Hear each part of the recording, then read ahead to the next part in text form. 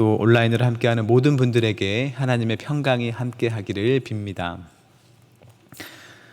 우리는 마음의 상처가 많은 시대에 살아가고 있습니다. 어느 시대건 상처 없이 살아가던 시대가 있었겠느냐마는 지금이 과거보다 마음의 상처에 대한 민감도가 높아진 것 같습니다. 전에는 상처로 여기지 않았던 것들을 상처로 인식하는 시대가 된 것이죠. 과거에는 그저 먹고 사는 게 중요해서 또 예로부터 내려오던 일들을 원래부터 그런 것으로 받아들여서 당연한 줄로 생각하며 살았습니다. 하지만 이제는 잘못된 일을 잘못된 일로서 깨닫기도 하고 또 그러한 부당한 것들을 고쳐 나가는 과정을 겪으면서 그만큼 마음의 아픔을 더 경험하기도 하고 또는 스스로에 대한 존중이 매우 과도해져서 또 불필요한 피해 의식을 갖기도 합니다. 우리는 이 세상에서 겪는 여러 가지 일들에 의해 마음의 상처를 받지만 주로 사람에게서 그 상처를 받으며 살아갑니다. 마음의 상처가 우리에게 남기는 것은 무엇인가요? 몸의 상처가 우리 몸의 아픔과 또 불편함과 질병과 무기력함 등 우리를 연약하게 하는 것들을 남기는 것처럼 마음의 상처도 우리에게 부정적인 여러 종류의 아픔을 남깁니다. 분노를 일으키고 또 미움을 남기고 시기와 질투를 일으키고 원한을 쌓게 하고 외로움을 낳고 또 절망감을 주기도 합니다. 부정적이고 어두운 마음을 남깁니다. 나와 꼭 같을 수 없는 세상에 살기 때문에 그 세상과 부딪히며 살면서 마음의 상처를 입는 건 너무나 당연하다고 할 수 있습니다. 하지만 그 상처가 우리에게 남기는 그 아픔들을 그대로 지니고 사는 것은 너무나 힘겨운 일이고 특히 치유의 하나님을 믿고 사는 우리에게는 더욱 안타까운 일입니다. 지금 함께 예배하는 우리에게도 오래전에 생긴 마음의 상처들이 치유되지 못한 채로 여전히 남아있지는 않은가요? 그 상처로 인한 미움, 시기, 무시, 소외감이 하나님 안에서 평온해야 할 우리 삶을 갉아먹고 있지는 않은가요? 하나님은 우리 마음의 상처들, 아픔들을 모두 고치시며 주님의 평강으로 들어오기를 원하십니다. 우리 마음의 상처에 대한 하나님의 치유하심은 어떤 것일까요? 몸의 상처를 치유하는 것과 비슷하게 마음의 상처에 대해서도 생각해 봤으면 좋겠습니다. 치유는 상처가 낫는 일입니다. 몸의 상처는 그 상처를 남긴 사람과는 관계없이 치유가 가능합니다. 사실 내 몸에 상처를 입힌 사람은 상처를 입힐 수는 있어도 그 상처를 치유하는 데는 재능이 없을 가능성이 매우 큽니다. 누군가에게 상처를 입으면 그 사람에게 고쳐달라고 할 것이 아니라 병원에 가야 하는 것이죠. 치유는 상처를 남긴 사람과 관계없이 일어날 수 있습니다. 마음의 상처도 이와 비슷한 면이 있습니다. 우리는 사람들로부터 마음의 상처를 받습니다. 어떤 사람의 고의로 또는 잘못으로 의도하지 않게 행하는 일들로서 상처를 받습니다. 상대방이 잘못해서 또는 모자라서 내가 마음의 상처를 입은 것이기 때문에 아무래도 그 사람이 진심으로 사과를 하고 또 조치를 취한다면 그 마음의 상처가 잘 나을 것 같습니다. 그런데 현실은 그렇지 않다는 것이죠. 내 마음에 상처를 입힌 사람이 진심을 다해서 사과하고 또 마음의 회복을 위해서 노력한다고 해도 마음의 상처는 여전히 아픈 채로 남는 때가 있다는 겁니다. 마음의 상처에 대해서도 이 몸의 상처처럼 상처를 남긴 사람이 꼭 치유를 담당하는 주체가 되지 못할 때가 있다는 것입니다. 상처를 남긴 소위 가해자가 아닌 정말로 치유를 할 수 있는 존재는 따로 있다는 것이죠. 하나님께서 우리 마음의 진정한 치유자가 되십니다. 오늘 본문은 나에게 죄를 범한 사람을 얼마나 용서해야 하는지에 대해서 다룹니다. 베드로가 예수님께 형제가 나에게 죄를 범하면 몇 번까지 용서해야 하는지 여쭈었고 예수님은 7번을 70번씩이라도 용서해야 한다고 하십니다. 정확히 490번까지만 용서하라는 게 아니고 계속해서 용서해야 한다는 의미입니다. 그러면서 용서할 줄 모르는 한 종의 비유 이야기를 들려주시죠. 한 종이 주인에게 10,000달란트를 빚졌습니다. 여기서 10,000달란트가 금인지 은인지 모르겠지만 고대 그리스에서 은 1달란트는 노동자 6,000일의 품삯이라고 합니다. 그 가치를 그대로 적용해보면 10,000달란트는 약 17만 년 정도의 품삯입니다. 어마어마하죠. 절대로 갚을 수 없는 무한한 빚을 의미한다고 볼 수 있습니다. 결산할 때가 되자 주인은 10,000달란트 빚을 진 종을 옥에 넣으려다가 그를 불쌍히 여겨서 10,000달란트 빚을 탕감해 줍니다. 너무나 감사한 일입니다.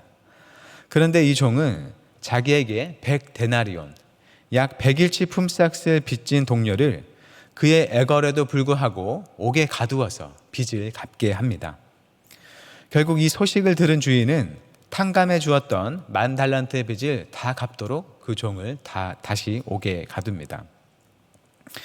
이 시간 다루는 상처의 치유와 관련해서 마지막 35절이 중요하겠습니다. 우리 35절을 함께 읽어보겠습니다. 너희가 각각 마음으로부터 형제를 용서하지 아니하면 나의 하늘 아버지께서도 너희에게 이와 같이 하시리라. 겉으로 행하는 용서도 중요하지만 무엇보다 용서가 마음에서 이루어져야 한다는 것입니다. 그렇게 마음으로 자기에게 잘못한 사람을 용서할 수 있는 사람은 우선 상대방에게서 받은 마음의 상처가 치유됐거나 또는 치유되어 가는 사람일 것입니다. 본문은 용서에 관한 이야기이지만 이 이야기를 통해서 하나님께서 우리 마음을 어떻게 치유하시는지 한 면을 엿볼 수 있습니다. 예수님은 베드로에게 형제를 용서하는 일에 제한을 두지 말 것을 말씀하시면서 그렇게 해야 할 사람의 여로서 10,000달란트 빚진 종의 이야기를 합니다. 10,000달란트의 빚이 사실상 10만 년이 넘는 품삯이라는 걸 견주어 볼 때 형제를 용서하도록 요구받는 사람은 결코 용서받을 수 없는 죄를 하나님께로부터 이미 용서를 받은 사람입니다. 여기 다른 형제의 죄를 용서해야 할 사람은 누구로부터 은혜를 입지 못하고 용서도 받아본 경험이 없어서 사랑과 자비를 알지 못할 만한 상황에 있는 사람이 아니라 누구도 경험하지 못할 만큼의 매우 큰 빚의 탕감을 받은 사람이라는 겁니다. 그런 큰 빚의 탕감을 받은 사람이라면 그가 경험한 그 은혜와 자비를 바탕으로 자기에게 잘못한 사람을 용서할 힘을 갖고 있다는 것이죠. 상대방이 누구냐에 따라서도 아니고 또 그가 입은 피해가 어느 정도이냐에 따라서도 아니고 그 자신에게 이미 용서할 힘이 충분히 있기 때문에 용서를 하라는 것입니다. 우리는 상처를 입는 존재이기도 하지만 또 상처를 입히는 존재이기도 합니다. 우리는 다른 사람들에게서 상처를 받기도 하지만 마찬가지로 다른 사람에게 상처를 주며 살아갑니다. 본문의 비유에 대입해 보자면 우리는 특별히 하나님께 무한한 상처를 입히며 살아가는 존재입니다. 하나님이 없는 듯이 살면서 하나님을 무시하고 또 내 소원대로 어떤 일이 되지 않으면 원망하고 또 가르쳐 주신 대로 살지 않으면서 실망시켜드리고 하나님이 만드신 이 피조 세계에 좋은 것보다는 나쁜 영향을 남기면서 하나님 마음에 들지 않는 여러 가지의 모습을 지니고 살아갑니다. 그럼에도 불구하고 우리는 하나님의 사랑을 받는 사람, 불쌍히 여김을 받는 용납된 존재라는 것이죠. 33절 말씀을 함께 읽어보겠습니다. 내가 너를 불쌍히 여긴과 같이 너도 내 동료를 불쌍히 여김이 마땅하지 아니하냐 하고, 그 누구로부터 추가적으로 불쌍히 여김을 받을 것을 요구할 것 없이 하나님께로부터 충분한 불쌍히 여김을 받으니 그 자비로 다른 사람을, 이 세상을 불쌍히 여기라는 것입니다. 하나님께서 우리의 상처를 어루만지고 또 고치시는 방식은 먼저 우리 자신에 대한 인식을 변화시키시는 일입니다. 상대방과 나와의 관계에 개입하시기보다는 하나님 안에서의 나라는 존재를 더욱 풍성한 존재로 바라보게 하는 일을 행하십니다. 내가 10,000달란트를 빚져도 그 빚을 탕감받는 존재라면 그 누가 나의 것을 빼앗는다고 해도 그것에 개의치 않고 흔들리지 않는 마음으로 그 사람을 불쌍히 여길 수 있을 것입니다. 10,000달란트를 탕감받은 배경에 주인의 자비하심이 있기에 주인을 의지해서 나도 다른 사람의 빚을 탕감해 줄 수 있는 것입니다. 우리가 가진 상처를 가지고 상대방을 떠올리기보다 하나님 안에서 그 상처를 바라봐야 하는 것입니다. 하나님께서는 우리가 주님 안에서 어떤 존재인지를 알게 하심으로 그 상처를 그저 아픈 것으로만 바라보지 않게 하시고 하나님의 위로로 충분히 극복할 수 있는 것으로 깨닫게 하며 우리 마음과 동행하시고 그 아픔을 치유해 가십니다. 우리가 받은 상처보다 하나님의 치유의 은혜가 훨씬 더 큽니다. 둘째로, 하나님은 우리가 놓인 상황을 우리 홀로 보지 않고 하나님과 함께 바라보게 하십니다. 본문의 비유 이야기 속에서 이 100데나리온을 빚진 종에 대해 주인이 어떻게 하는지에 대해서는 나오지 않습니다. 다만 먼저 빚을 탕감받은 종이 주인처럼 동료의 빚을 탕감해 주기를 바라고 있습니다. 18장 전체를 조망해 보는 게 필요합니다. 본문이 속한 18장은 예수님의 제자 공동체를 향한 가르침입니다. 주님 안에서 서로 어떻게 살아가야 하는지를 가르쳐 주시는 겁니다. 전체를 간단하게 보면 1절부터 14절까지는 작은 자를 귀하게 여길 것을 가르치십니다. 보잘것없는 사람을 매우 귀하게 보고 그들이 바르게 살도록 인도할 것을 명령하십니다. 다음 15절부터 20절까지는 죄 지은 자에 대해서는 경고하며 돌이키게 하고 그래도 말을 듣지 않으면 하나님과 관계없는 이방인처럼 죄인인 세리처럼 여기라고 하십니다. 예수님께서 그들의 그 판단에 함께 하시리라고 약속하십니다. 17절과 18절을 제가 봉독하겠습니다. 만일 그들의 말도 듣지 않거든 교회의 말하고 교회의 말도 듣지 않거든 이방인과 세리와 같이 여기라. 진실로 너희에게 이르노니 무엇이든 너희가 땅에서 매면 하늘에서도 매일 것이요 무엇이든지 땅에서 풀면 하늘에서도 풀리리라. 나에게 죄를 짓는 형제에 대해서 계속해서 용서해야 한다는 이 시간 본문은 그 앞 내용과의 조화 속에서 봐야 하는 것입니다. 내가 겪고 있는 억울한 상황, 가슴 아픈 상황에 대해서 하나님께서 다 알고 계시고 형제가 죄를 짓는 것, 나에게 상처를 주는 것에 대해서 하나님께서 판단하시리라는 것입니다. 그저 나에게는 하나님께서 나에게 먼저 보이신 그 큰 자비와 은혜 속에서 그 사람을 불쌍히 여길 것을 말하고 있는 것이죠. 내가 겪는 모든 일들이 하나님의 손 아래에 있다는 것을 인식하고 나를 힘들게 하는 상대방에 대해서 하나님께서 일하심을 신뢰하라는 것입니다. 우리 마음의 상처가 치유되는 것은 짧지 않은 시간을 필요로 합니다. 예수님께서 7번을 70번씩 용서하라고 말씀하신 것처럼 우리는 계속해서 우리를 향하신 하나님의 마음을 우리 안에 채우고 나의 마음 아픈 상황에 홀로 매몰되지 않고 하나님과 함께 그것들을 바라보는 게 필요합니다. 한번 용서해도 또 다시 아픈 기억에 용서하지 못할 마음이 생겨나는 것처럼 이 마음의 치유는 계속되는 아픔을 겪으며 이겨내고 아무는 시간이 필요합니다. 그렇게 계속해서 하나님 안에서 용서하고 또 상황을 수용하는 과정을 반복하면서 우리의 마음은 치유받고 변해가며 자라갑니다. 어른은 어른아이가 잘못한 것에 대해서 관대합니다. 아이들이 하는 잘못은 충분히 그럴 수 있다고 생각하고 그들의 잘못을 비교적 그리 크지 않게 여기기 때문입니다. 이것과 마찬가지이겠습니다. 상대방이 아니라 주님의 은혜 안에서 우리 마음이 더 커져 간다면 우리가 용납할 수 있는 아픔의 범위도 더 넓어지겠습니다. 아프지 않을 수는 없겠지만 우리는 그 아픔을 겪으며 주님의 아픔을 짐작해 볼 수 있고 그 아픔의 치유를 받으면서 주님의 은혜를 경험하며 살게 됩니다. 이것이 우리 그리스도인들의 이 땅에서의 삶의 한 부분이겠습니다. 말을 맺겠습니다. 우리는 사랑의 하나님, 용서의 하나님을 믿는 공동체이면서도 우리에게는 서로 상처를 주고 또 받는 일이 끊이지는 않습니다.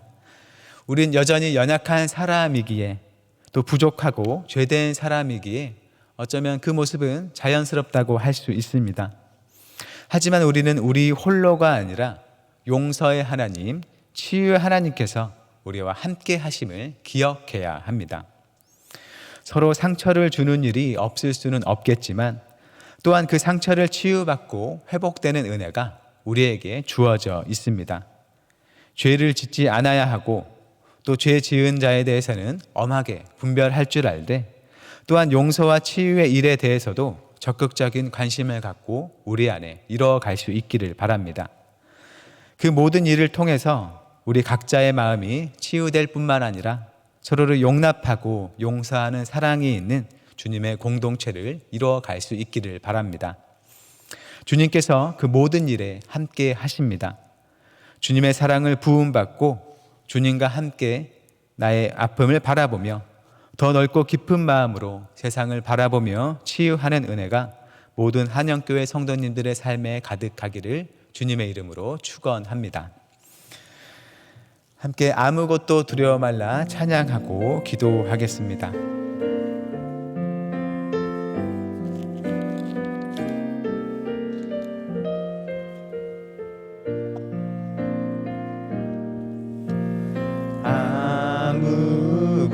아무것도 두려워 말라 주 나의 하나님이 지켜주시네 놀라지 마라 겁내지 마라 주님 나를 지켜주시네 아무것도 두려워 말라 아무것도 두려워 말라 주 나의 하나님이 지켜주시네 놀라지 마라 겁내지 마라 주님 나를 지켜주시네 세상의 힘에 겨워 지칠지라도 주님 나를 지켜주시네 세상의 험한 풍파 몰아칠 때도 주님 나를 지켜주시네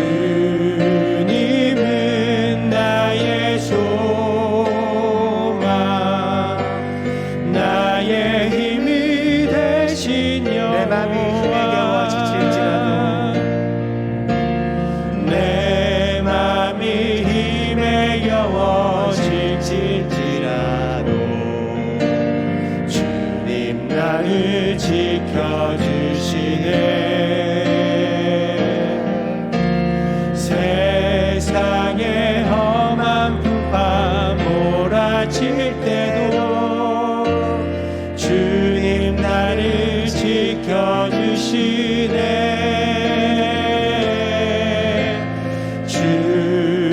주님은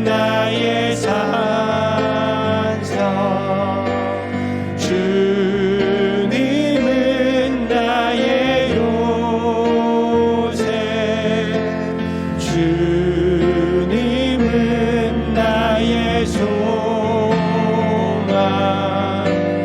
나의 힘이 되신 여호와. 아멘. 우리 나눈 말씀을 기억하며 함께 마음을 모아 기도하겠습니다. 주님의 사랑과 자비에 가득 잠겨 우리 마음의 상처가 치유되고 회복되며 서로 용서하고 포용하며 하나 되는 교회가 되게 하옵소서. 신종우 목사님의 가족들과 한양의 성도들을 위로하여 주시고 더욱 굳건하게 세워지게 인도하여 주옵소서. 또 새로운 담임 목사님의 청빙 정찰을 하나님의 지혜로 은혜로 인도하여 주옵소서. 수험생들, 취업 준비생들, 장래를 준비하는 모든 자들에게 새 힘과 희망을 주시며 그 길을 인도하여 주옵소서. 우리의 올 한 해를 감사로 마무리하며 새로운 해를 주님의 오심을 기다리는 마음으로 기대하며 준비하고 맞이하게 하옵소서. 함께 기도하겠습니다. 사랑의 하나님, 참으로 우리가 이 땅을 살아가며 겪는 많은 일들에서 우리가 마음의 상처를 받고 그 아픔을 지닌 채로 살아갈 때가 너무나 많이 있습니다. 하나님, 여전히 그 상처가 우리 마음에 남아있어서 그 상처를 준 사람을 바라볼 때 또는 이 세상을 바라볼 때 우리 마음이 힘겹고 좌절하며 무력하게 될 때가 있습니다. 하나님, 더 이상 우리가 그 상처 때문에 주저하지 않게 하시고 우리와 함께 하셔서 치유하시는 그 하나님과 우리 아픔을 바라보며 주님께로부터 고침받으며 나아갈 수 있도록 주여 도와주옵소서. 주님께서 우리에게 매우 큰 은혜를 베풀어 주셔서 우리 상처를 배울 수 있는 은혜가 우리에게 이미 주어졌음을 우리가 기억하길 원합니다. 주님께서 우리 아픈 분을 어루만져 주시고 비록 나의 그 상처가 어떤 식으로 비롯되었는지 알지 못하더라도 주님께서 그분들을 어루만져 주시고 우리를 풍성하게 부유하게 채울 때에 우리가 그 아픔에서 벗어나 넉넉하게 살아갈 수 있음을 믿습니다.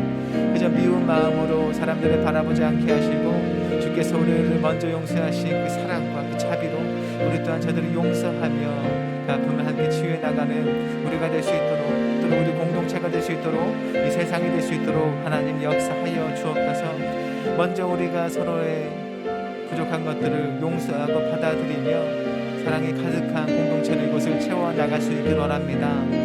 우리 입술로 고백하는 사랑과 용서 하나님이 진실로 우리 마음 가운데 이곳 가운데 임하셔서 모든 것을 고치고 회복시키시며 하나님께서 반하시는 모습 이곳 가운데 이뤄가 주옵소서. 하나님, 특별히 신종우 목사님 유족들을 기억하여 주셔서 저들을 위로하여 주시며 저들의 삶을 선한 길로 인도하여 주시기를 원합니다. 어떤 말로도 할 수 없는 그 위로의 말을 주께서 친히 하여 주시며 그 마음을 붙들어 주옵소서. 우리 교회가 이제 새로운 목사님을 모시려고 청빙의 과정 속에 있사오니 하나님께서 함께하사 모든 것들을 주님 안에서 지혜롭게 순조롭게 원활하게 이루어질 수 있도록 주여 도와주시고 참으로 사랑 많은 목사님을 보내주셔서 우리가 그분과 함께 주님의 교회를 건강히 세워나가면 하나님께 영광 돌리며 또 많은 사람이 그 가운데 함께 예비하는 자리로 초청할 수 있도록 주여 도와주옵소서. 어제 수능 시험을 마친 수험생들을 위로하여 주시고 그들을 붙들어 앞으로의 모든 입시 과정과 앞으로 해야 될 모든 일들이 주님의 인도함 받을 수 있도록 주여 도와주옵소서. 모든 장래를 위해서 준비하는 많은 사람들이 하나님의 인도하심 받게 하시고 주의 도우심 힘입어서 소망 가운데 그 삶을 살아갈 수 있도록 주여 도와주옵소서. 이제 교회력의 마지막 절기를 마치며 대림절을 맞이합니다. 참으로 주님께 다시 오심을 기억하는 이 절기에 세상 끝나러 오실 하나님을 맞이할 준비를 하며 살아가는 우리 될 수 있도록 주님 도와주옵소서. 사랑의 하나님, 우리 마음의 상처보다 크신 주님의 치유하심을 바라봅니다. 우리의 연약함과 죄와 미련함으로 서로에게 상처를 주며 살아가지만 자비와 치유의 하나님께서 함께 하심에 그 모든 아픔을 주님께 가져갑니다. 함께 하시어 치유하여 주시고 아픔을 극복하며 더 넓고 깊고 따뜻한 마음을 갖는 우리가 되게 하옵소서. 사랑의 열매를 맺으며 서로 용서하고 포용하며 하나 되게 하셔서 세상을 향해 사랑의 주님을 증거하고 주님께로 인도하는 교회가 되게 하옵소서. 교회의 모든 길을 주님의 사랑과 지혜로 인도해 주시길 구하오며 예수님의 이름으로 기도드립니다. 아멘.